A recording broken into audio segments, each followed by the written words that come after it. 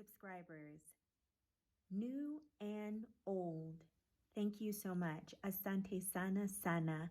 You are most welcome. Karibuni. I am just so grateful for you all. This is very near and dear to my heart. It is my passion. It gives me so much joy to journey through our beautiful continent and share it with you all. But also, it does my heart well to give you all the information that you need to make the right decision about where you want to be on this beautiful continent. As you all know, I am currently in Tanzania, and I've pretty much been here since I departed from the States. As you know, this whole pandemic started shortly after our arrival here. And there are lots of places that are still shut down. Kenya is still on lockdown as we plan to journey there. And Gambia is also locked down. And that was also a place that my son and I were going to make our home. Some things have changed about that decision, and I will share that with you guys in another video. But I think it's time for me to just share some things as it relates to business. Of course, here on the continent, you need to come here with a business mind. You need to come here with a business mind. There is no government assistance here. You're going to have to really be self-sufficient and be able to financially provide for yourself. So with that being said, it's time for you now, if you have yet to repatriate, start thinking about some businesses that you can start here. For me, everything I do has a meaning. I'm not about just doing things just to do them, or doing things just because they bring in revenue. It has to have a meaning, and I have to be passionate about it. And so I would encourage you to do the same. When you're brainstorming about what type of business you want to offer here, it should be something that you are very passionate about. And so that's number one, just making sure that it is something that you are truly, truly passionate about. Number two, making sure that you have, that there is a market for your business. Do some research online. You all are more than welcome to reach out to me and ask me whatever questions you may have to help you make a sound decision. Once you get here, you can also observe and evaluate for yourself, and test out, the market and see, if the business that you are thinking of starting here is one that will flourish, and if there is a market for it. And so if you are wanting, a space, to lease a space here in Tanzania for your business, as I am currently looking for a space for my business here, let me share with you what I was told.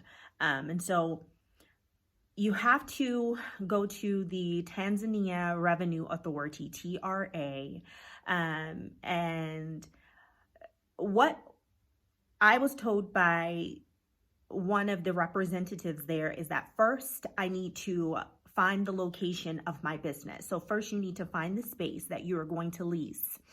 Once you find that space that you are going to lease, then you are to contact TRA, Tanzania Revenue Authority. They will send one of the representatives out to that particular location just to view the size. They're going to inquire what kind of business you intend on having and what kind of revenue it's going to bring into Tanzania. We will talk about how you need to answer that question as it relates to what type of revenue your particular business will be bringing in. You have to be very careful. I'm not going to discuss that here online because it's just not wise. You can reach out to me once you arrive or before you arrive, and I will elaborate further on how you would go about answering that question. So the TRA representative will come out to the location, and they will then give you the fee, the amount for you to obtain your business license. So that is that process. That's as far as I've gotten. Once I, go through the process of obtaining the business license, I will come back and make another video and let you all know what that process entailed.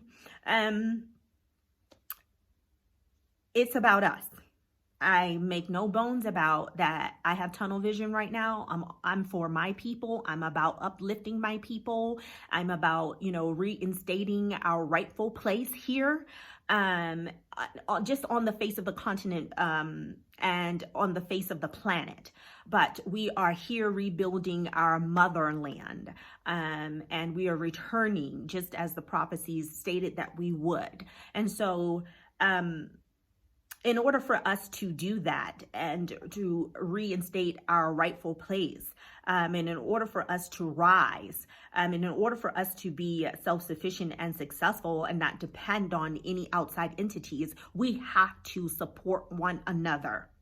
And so when you are here and you are looking for the place to lease, a space to lease, I implore you, make sure that it is owned by a fellow brother or sister.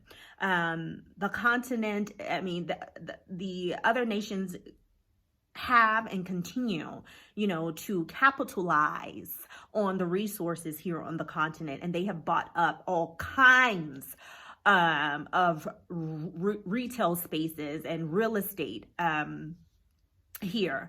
And so I looked at a couple of places and I was given some crazy prices. And of course I asked who owns them. And they were owned by, Arabs or Indians. And there are a lot of them here in Tanzania, and as well as the Mzungu. So it is important that we support one another. So I made a point to ask those that are helping me locate a space to make sure that it is owned by a fellow brother or sister, that those are the only people that I'm going to do business with as it relates to that.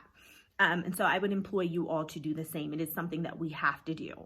And it's something that we should have been doing all along. Nonetheless, moving forward, it's time for us to really just support ourselves and to have a mind and heart for ourselves and love ourselves and uplift ourselves.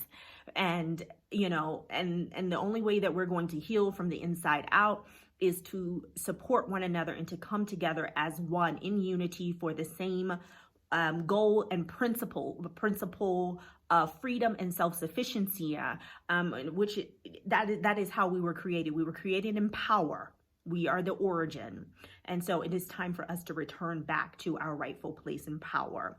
So support one another. Make sure it's owned by a fellow brother or sister. Even when, you're coming here and you are looking for a home to rental, a home to rent, making sure that it is owned by a fellow brother or sister. And so, yeah, that's my advice. And that has been my experience as it relates to me finding a business space.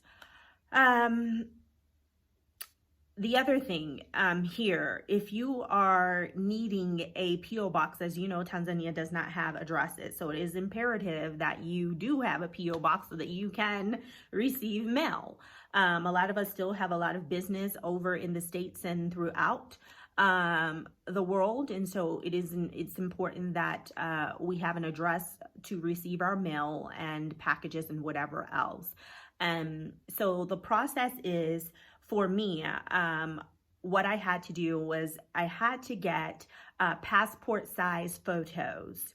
And I was told that the P.O. box had to be for 2 people. So what I did was I put my son's name on the box as well. So the box belongs to myself and my son. So it has to be for 2 people. So you need to have a passport size photo for you and that other person. And then you would go in and you would fill out some paperwork. All in all,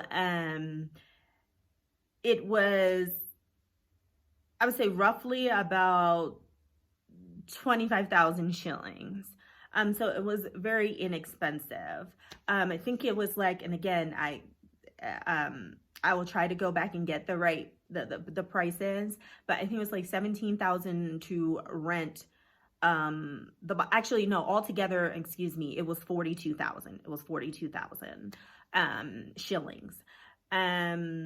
That included, the rental space, monthly fee, and then there was another small little fee, I think, for the form. So, yeah, so that was the price, excuse me, which is still not expensive at all.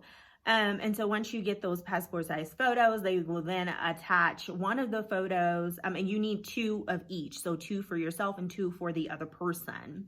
They will keep 1 copy for themselves, and then the other photo will be affixed to your P.O. box card, and it will have yours and the other person's, and then they will laminate that card with the P.O. box number, and then your picture. And so when you go in, you would present that card, and then, they would, check your box for you to see if, you have any mail or packages. So that is the process for obtaining a P.O. box. I'm trying to see what else. Oh, yes. So when you come to Tanzania and you're wanting to rent a home, and here they just have this system where there's always more than likely, about 90% or more of the time, there is what's called a middleman. There is a Swahili word for it. I don't quite know it at this juncture. So they're called the middleman or broker. And it's just a local person who goes around and they find a home to your liking. They will expect a commission. That commission is negotiable and it will be worked out between you and the middleman. And a lot of times it's 2 of them. They come in pairs for some reason. And sometimes it's 1. I myself have a flat rate fee of what I pay all middlemen and women, period. I don't go over it. We can discuss that later as to what my fee is. If you want to know, you can ask. You can message me and send me your information, and I will give you that information. So yeah, expect that. That's just, that's primarily the way things are. I don't like it. A lot of times they are very greedy. A lot of times they are. And they're just trying to get as much as they can get. And so they'll tell you, when you ask and you say shingapi, which is how much, and you'll ask them how much the rent is, they'll give you some ridiculous price, because the higher the monthly fee or the monthly rent, then the more commission that they get. I always make a point to speak with the owner of the property. I do not negotiate with middlemen or women. I don't. Once they show me the property, I immediately ask them to get the owner on the phone, and then I have a conversation with the owner and we negotiate. I do not negotiate monthly rent, the monthly rent price with the brokers. Okay. Because they're all looking out for self, and like I just stated, they're looking to get the most that they can get. So I would encourage you to do the same. Also, make it crystal clear as to what your specifications are as it relates to the type of property that you're looking for, whether it's an apartment, if it's a compound that you're looking for. For me, I like single compounds that do not have anyone else living, because sometimes compounds are like multi-family compounds, and so there are other families living within that compound, and they have their own dwelling and you have your own dwelling. For me, that does not work. I like and love and must have my privacy. And so make your specifications, make them very crystal clear. You know, if you're wanting a place to cultivate, to grow food, make sure and make it clear that if the houses, like, you do not want to see any houses that do not have those specifications, and just make it clear. Also, I want to let you guys know, a lot of times they do not have the keys to the property. So they'll go to the property and then somebody else, they have to wait for someone else that the owner has left the keys with to gain access inside of the dwelling, the home.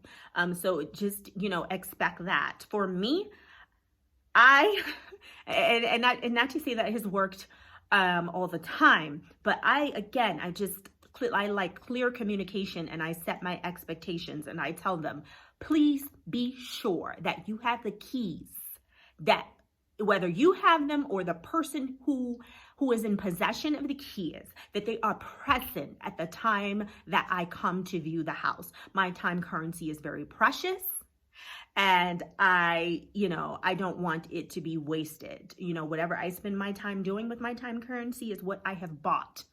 And so I like to make that crystal clear. As of late, that has been working for me. You just have to be very, very clear. And a lot of times you have to reiterate. There's just this language barrier, also a cultural barrier.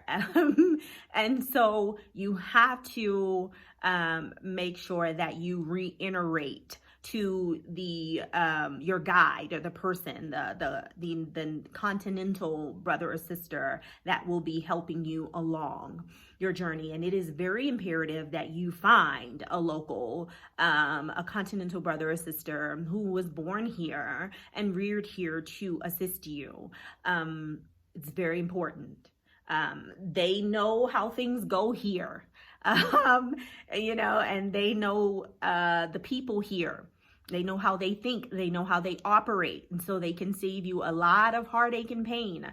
Not to say that it works 100% of the time, because I have had my own issues here as it relates to having money stolen from me. But I can assure you that that won't be happening again. But it was a lesson learned.